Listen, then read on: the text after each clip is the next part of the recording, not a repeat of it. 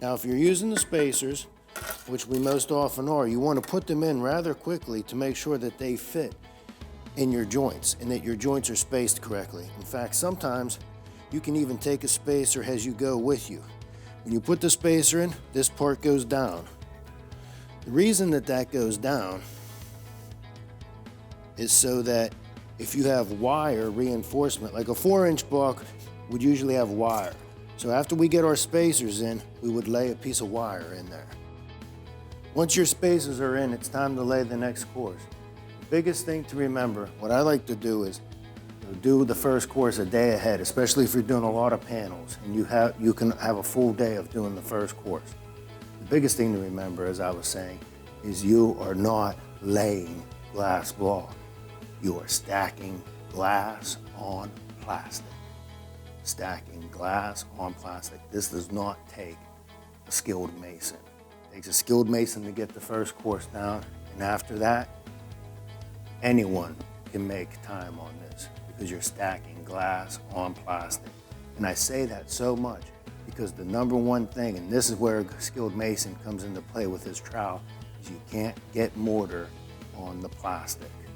You can't have any mortar between the plastic and the glass. You have to be, even if it means you have to hold back mortar and point more in later, that's okay. So you're going to spread a real thin spread in the middle.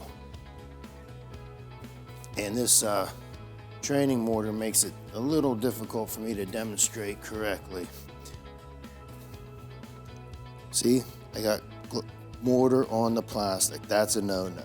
So I'm going to have to remove that mortar before I proceed. It's absolutely critical that I do not have mortar on the plastic.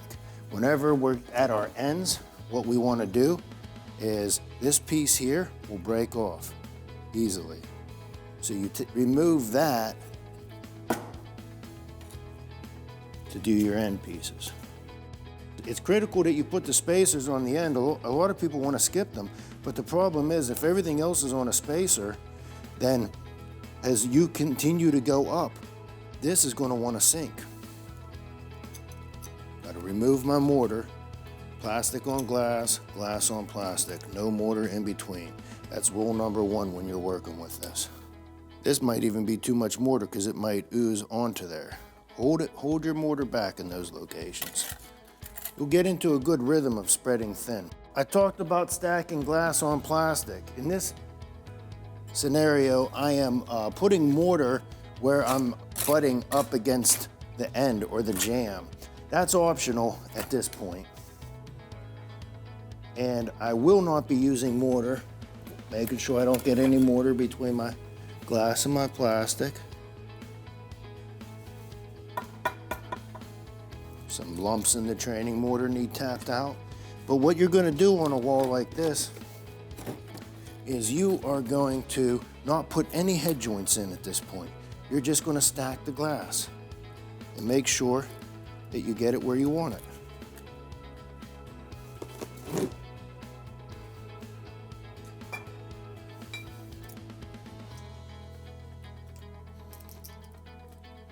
Okay, now that I have all my glass stacked, we're going to take a grout bag and fill the centers. This helps us pick up time, and it helps us keep the face of the block clean and keep our head joint mortar from getting on the plastic.